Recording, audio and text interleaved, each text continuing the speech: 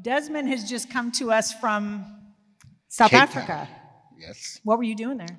Well, the most interesting thing I was doing there was actually visiting Robben's Island, where Nelson Mandela was in prison for quite a number of years with even other political prisoners, and also visiting the first settlement when apartheid first reared its ugly head in South Africa.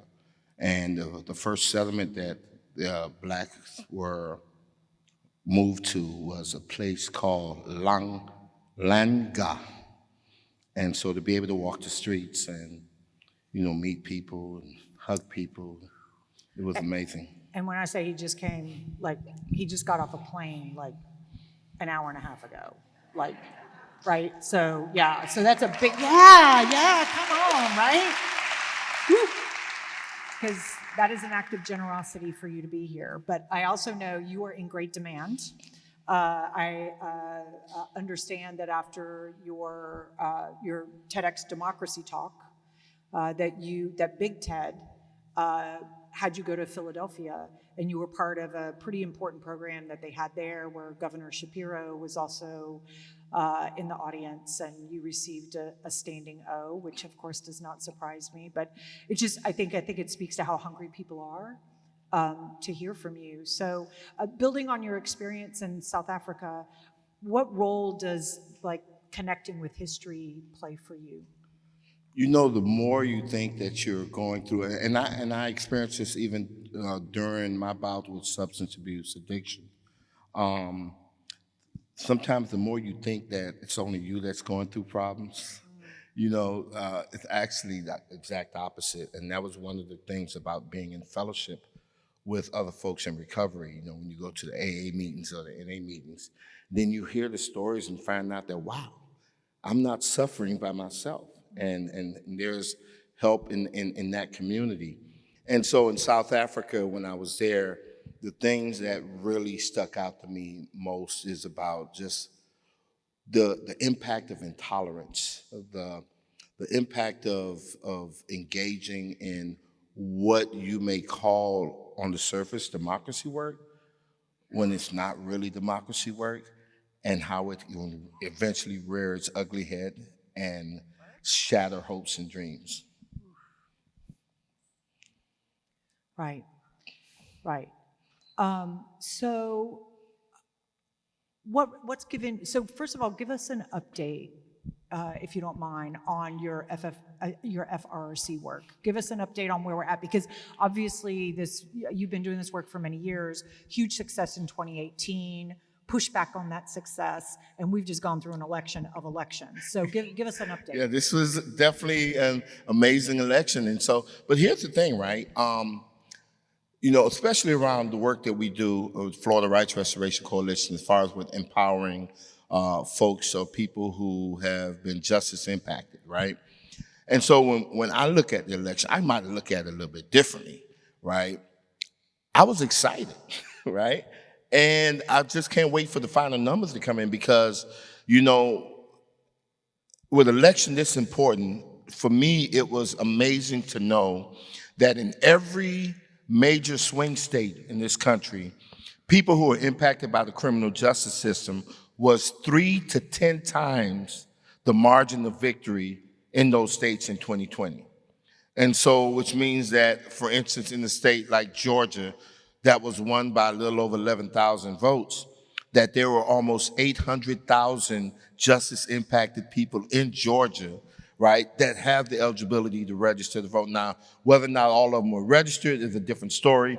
Whether or not all of them turned out, that's a story within itself. But the fact that justice-impacted people had the numbers to impact this election in a very profound way, and even subsequent elections, right? To me, that excites me, because what that means is, and I do believe that justice impacted people might be the missing link that can break the stranglehold, right, on this current system that has been just driving this country further and further apart. Right. And so I'm excited about that possibility, and knowing that people turn out, because listen, when you're about democracy, you've got to celebrate the people that turn out, right? Not get mad at who they vote for, but just celebrate the fact that they did turn out, because our core message is that a more vibrant democracy could only come about through the more people that participate in it. And so on the surface, we encourage people. We need more of you all to vote, because then our democracy become vibrant, right? And that means people from all walks of life and people that may not agree with you. We have to welcome them into the discussion, because that's where the vibrancy is. You're so right, right? I mean, change is only going to happen with engagement. It certainly isn't going to happen from apathy, ever, right? Ever.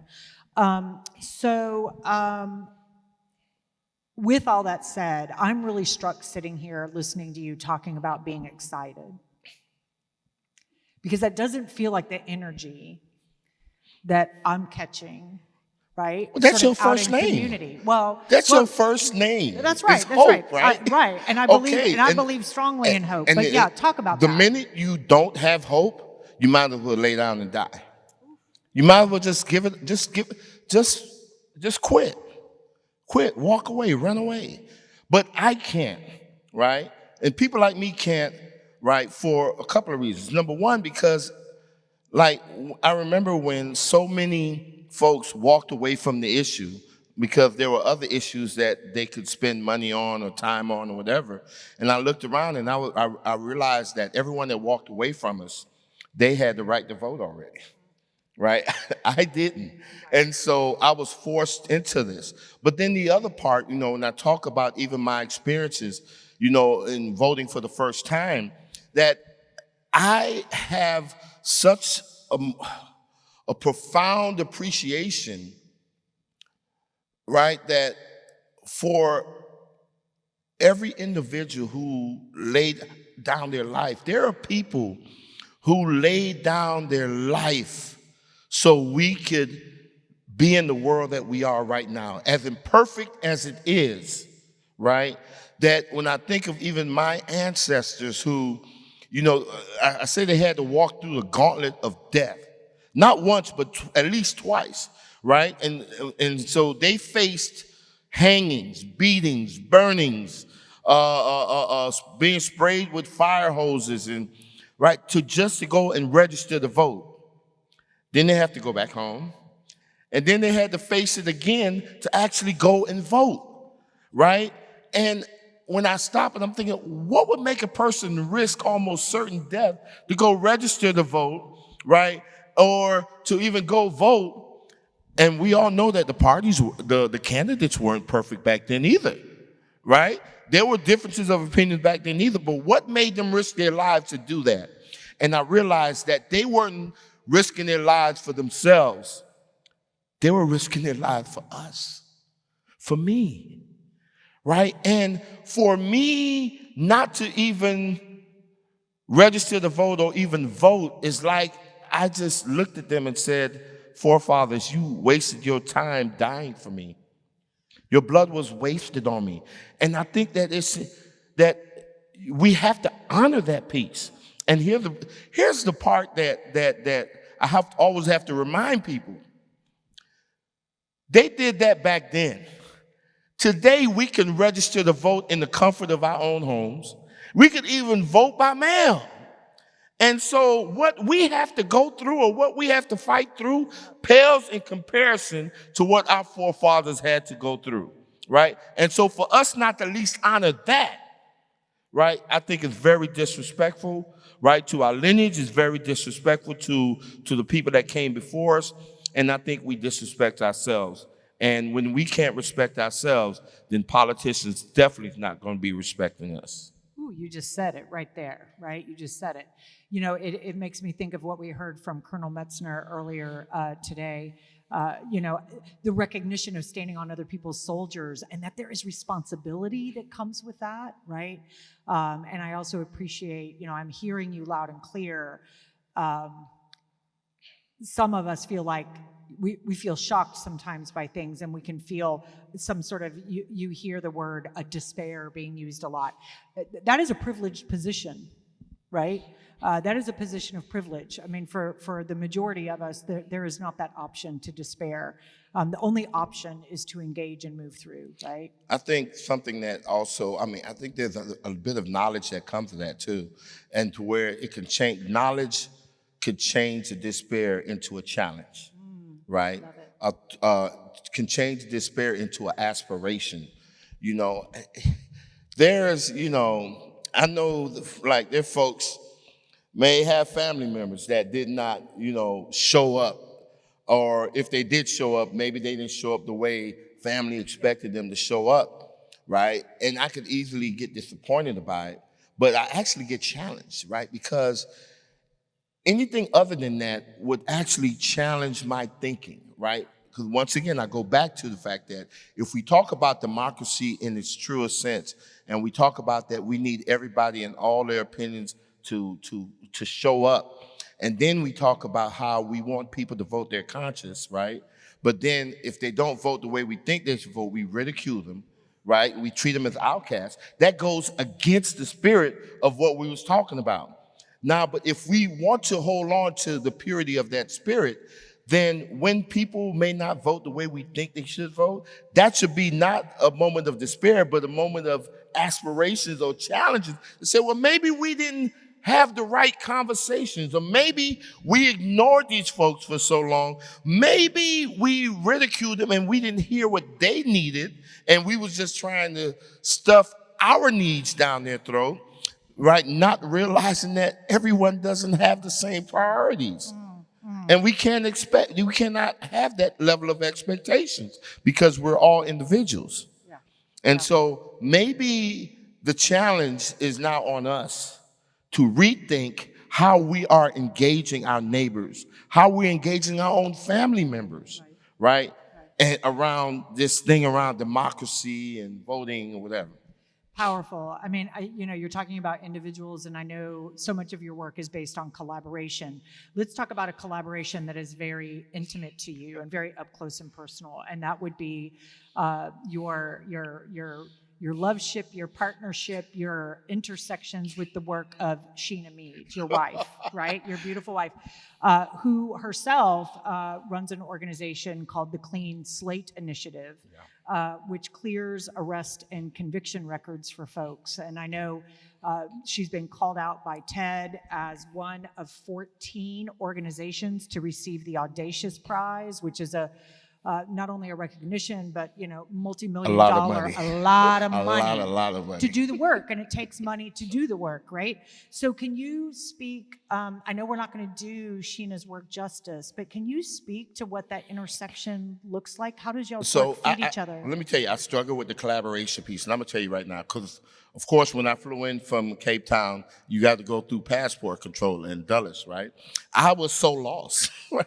And I had to admit it to one of the customs agents. I was like, listen, my wife is not with me. She's normally with me, and I don't know what to do, right? But that speaks to our relationship.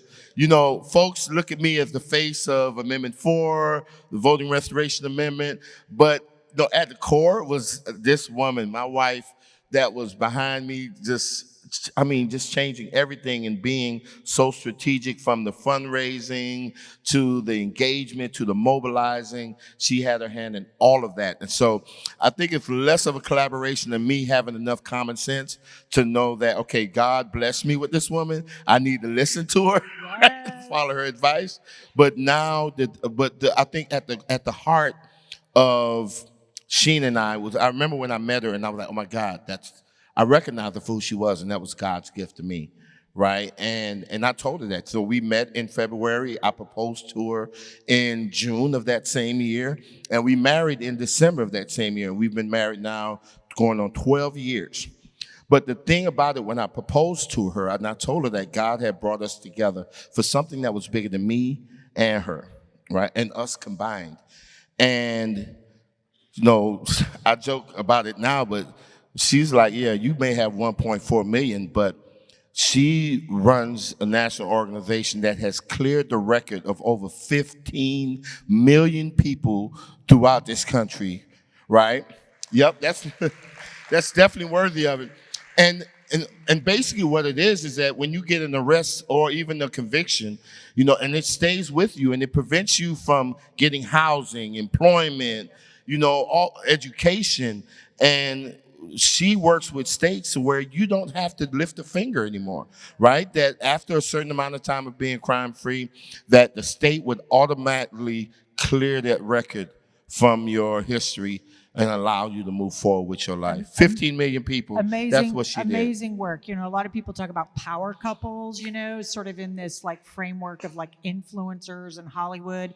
Like Desmond and Sheena Meade are the power couple. Like they are the kind of power couple the world needs. So, our time is already up, which is ridiculous. Like I want to sit here for hours with you, but can you leave us with what's giving you hope? What's giving me hope is when I can look out here and see the smiles in people's faces, right? And I could look at some folks and actually see that there is a determination to be a little bit more reflective, right? Because I know there's people whose heart bleeds democracy and understand the need for us to love our neighbors and to be in the community with our neighbors.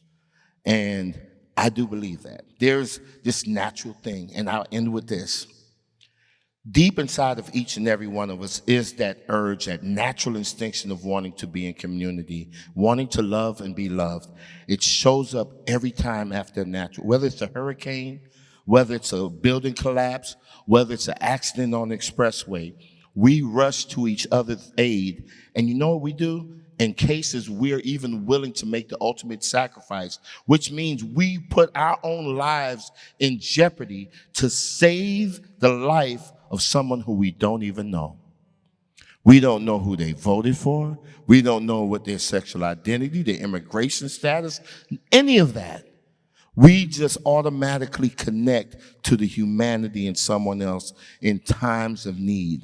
And I think that I see people. I was just one lady in particular I'm looking at right now in a striped shirt. I'm not going to say the colors, but I can see deep in her heart right now that there is that connection with humanity, right? And that is what powers us through this moment that we're in right now, with these next 4 years, is that in spite of all the chaos that could be around us, right, we're going to zero in into the eye of the storm where there's peace and calmness. And we only get there by letting love lead the way. Yes. Oh my goodness. Thank you. Thank you so much. Thank you so much. Woo.